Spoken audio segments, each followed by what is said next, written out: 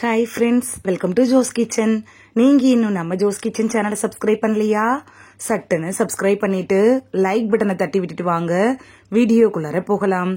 என்ன சமையல் சமைச்சாலும் அதுல பெரும்பாலும் வெந்தயத்தோட பங்கு கொஞ்சமாவது இருக்கும். எதுக்காக சேர்க்கிறோம் அப்படின்னு தெரியாமலே நம்ம சேர்த்துட்டு இருப்போம். அப்படி வெந்தயத்துல என்னென்ன சத்துக்கள் இருக்கு, அதோட மருத்துவ பயன்கள் என்னென்ன அப்படின்னு தெரியணுமா? அப்ப வீடியோவை ஸ்கிப் பண்ணாம பாருங்க ஃப்ரெண்ட்ஸ். வெந்தயத்துல விட்டமின் சி, புரதம், நார்ச்சத்து, நியாசின், பொட்டாசியம், மெக்னீசியம், மாங்கனீசு, இரும்பு, இது மாதிரியான சத்துக்கள்லாம் நிறைய இருக்கு. இது மட்டும் இல்லாம சேர்மங்கள் கூட இந்த வெந்தயத்துல இருக்கு. வெந்தயத்தை சாப்பிடுறதுனால அதனாலதான் நமக்கு நிறைய பயன்களும் கிடைக்குது. சரி வாங்க, வெந்தயம் சாப்பிடுறதுனால என்னென்ன நன்மைகள் கிடைக்குதுன்னு சட்டுன்னு பார்த்துட்டு வந்துடலாம். கருவளையம், கரும்புள்ளிகள் எல்லாம் நீக்கிறதுல வெந்தயம் எப்படி பயன்படுது அப்படின்னு பார்க்கலாம். வெந்தயத்துல இருக்கக்கூடிய விட்டமின்கள் முகத்துல வரும்ல அந்த கரும்புள்ளிகளையும் கண்ணுல ஏற்படக்கூடிய கருவளையத்தையும் நீக்குது. வெந்தயத்தை அரைச்சி முகத்துல தடவிட்டு அது காஞ்சதுக்கு அப்புறமா கழுவுறப்ப இறந்த செல்கள், பாக்டீரியா, அழுக்குகள் இதெல்லாம் வெளியேற்றிரும். ரத்த சர்க்கரை அளவை கட்டுக்குள் வைக்கிறதுல வெந்தயம் எப்படி பயன்படுது அப்படின்னு பார்க்கலாம்.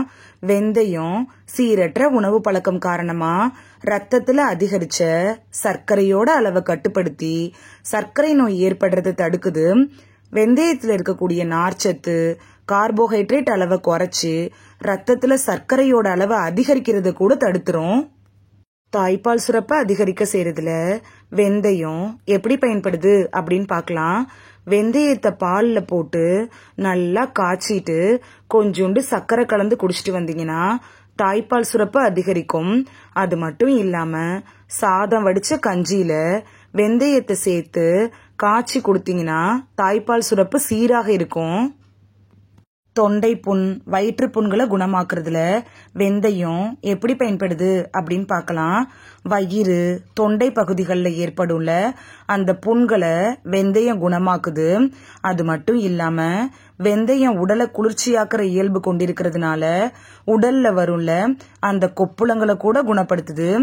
இது தவிர இருமல், தொண்டை கரகரப்பு இது மாதிரியான பிரச்சனைகளை போக்குறதுக்கும் வெந்தயம் ரொம்ப ஹெல்ப்ஃபுல்லா இருக்கும். மாதவிடாய் காலத்தில் ஏற்படக்கூடிய பிரச்சனையிலிருந்து விடுபட செய்யறதுல வெந்தயம் எப்படி பயன்படுது அப்படின்னு பார்க்கலாம். மாதவிடாய் காலங்கள்ல சில பெண்கள் அதிக உஷ்ணமா இருக்கிறது போல உணர்வாங்க. கடுமையான வயிற்று வலியும் ஏற்படும். அது போல சில நேரங்கள்ல வெந்தயத்தை சாப்பிடுறது கொஞ்சம் வெப்பத்தை தணிக்கிறதோட வலியையும் குறைக்கும். மாதவிடாய் சுழற்சி நிற்கிற காலகட்டத்துல, அதாவது மெனோபாஸ் டைம்ல 40 வயதுள்ள பெண்களுக்கு உடல்நிலை ரொம்ப மோசமா இருக்கும். அவங்களுக்கும் அதிக உடல் வெப்பம் இருக்கிறது போல உணர்வு இருக்கும். அப்பெல்லாம் முளை கட்டிய வெந்தயத்தை சாப்பிட்டா சூடு தணிகிறதோட அந்த பிரச்சனையும் சரியாயிரும். மாதவிடாய் சம்பந்தப்பட்ட பிரச்சனைகளுக்கு வறுத்த வெந்தயத்தோட சர்க்கரை அப்படி இல்லைன்னா வெல்லம் சேர்த்து சாப்பிட்டா உங்களுக்கு நல்ல பலன் கிடைக்கும். சிக்கலற்ற பிரசவத்துக்கு வெந்தயம் எப்படி பயன்படுது அப்படின்னு பார்க்கலாம். முளை கட்டிய வெந்தயத்தை தினசரி கொஞ்சமா சாப்பிடுறதன் மூலமா குழந்தை பிறக்கிறப்ப சந்திக்கக்கூடிய சிரமத்தை குறைச்சிக்கலாம். ஒருவேளை நீங்க வெந்தயத்தை அதிகமா சாப்பிட்டீங்கன்னா கர்ப்பப்பை சுருக்கம் உள்ளிட்ட பிரச்சனைகள் ஏற்படுறதுக்கான வாய்ப்புகள் இருக்கு. டாக்டர்கிட்ட அட்வைஸ் வாங்கிட்டு நீங்க வெந்தயத்தை எடுத்துக்கிறது நல்லது. இது தவிர சமையல்ல தினசரி நீங்க வெந்தயத்தை சேர்த்துக்கிறது உங்களுக்கு நல்ல பெனிஃபிட் கிடைக்கும். தலைமுடி வளர்ச்சிக்கு வெந்தயம் எப்படி பயன்படுது அப்படின்னு பார்க்கலாம். தலைமுடியோட வளர்ச்சியில வெந்தயத்தோட பங்கு முக்கியமானது அப்படின்னு கூட சொல்லலாம். வெந்தயத்தில் இருக்கக்கூடிய எண்ணெய் பசை முடி வளர்ச்சிக்கு உதவுறதுனால நம்ம தலைக்கு தேய்க்கிறோம்ல அந்த எண்ணெய் தயாரிப்புல கூட வெந்தயத்தை பயன்படுத்துறாங்க. அது மட்டும் இல்லாம வெந்தயத்தை வச்சு ஒரு ஹேர் பேக் தயாரிச்சு அதை அப்ளை பண்ணி நீங்க ஹேர் வாஷ் பண்றப்ப அது உங்களோட முடி உதிர்தலை தடுக்குது, முடி வளர்ச்சியையும் ஊக்குவிக்குது. சிறுநீர் சம்பந்தப்பட்ட பிரச்சனையிலிருந்து விடுபட செய்யறதுல வெந்தயம் எப்படி பயன்படுது அப்படின்னு பார்க்கலாம். சிறுநீர் சம்பந்தப்பட்ட பிரச்சனை இருக்கிறவங்க வெந்தயத்தை உணவுல சேர்த்துக்கலாம். இது உடலை குளிர்விக்கிறதோட மட்டும் இல்லாம உடல் வறட்சியை நீக்கி சிறுநீரை பெருக்குது. இதனால சிறுநீர் நோய்கள் வராமல் கூட தடுக்கப்படுது. செரிமானம் சம்பந்தப்பட்ட பிரச்சனையிலிருந்து விடுபட செய்யறதுல வெந்தயம் எப்படி பயன்படுது அப்படின்னு பார்க்கலாம். ஜீரண கோளாறால் அவதிப்படுறவங்க வெந்தயத்தை சாப்பிடலாம். வெறும் வெந்தயத்தையோ அப்படி இல்லைன்னா முளைக்கட்டிய வெந்தயத்தையோ சாப்பிட்டீங்கன்னா செரிமான பிரச்சனை சரியாகிறதோட வாயு தொல்லை இருந்தாலும் அது நீங்கிரும். சீதபேதியிலிருந்து விடுபட செய்யறதுல வெந்தயம் எப்படி பயன்படுது அப்படின்னு பார்க்கலாம். உடல் வெப்பம் காரணமா சீதபேதி ஏற்பட்டு அவதிப்படுறவங்களுக்கு வெந்தயம் ஒரு மிகச்சிறந்த மருந்து அப்படின்னு கூட சொல்லலாம். இது உடல் சூட்டை தணிக்கிறதுனால மிகச்சிறந்த சீதபேதி நிவாரணியா கூட செயல்படுது. வெந்தயத்தை அப்படியே சாப்பிடலாம். அப்படி இல்லைன்னா வறுத்து தண்ணி தேன் கலந்து நல்லா பிசைஞ்சு கூட சாப்பிடலாம். வெந்தயத்தை வறுத்து வெல்லம் சேர்த்து ரெண்டையும் நல்லா இடிச்சு சாப்பிடலாம். இப்படி நம்ம சாப்பிடுறப்ப சீதபேதி முழுமையா குணமாகும். வெந்தயத்தை மோர்ல ஊற வச்சு கூட குடிக்கலாம். மோர்ல ஊற வச்ச வெந்தயம் வாயு இது மாதிரியான வயிற்று பிரச்சனைகளை கூட குணமாக்கும்.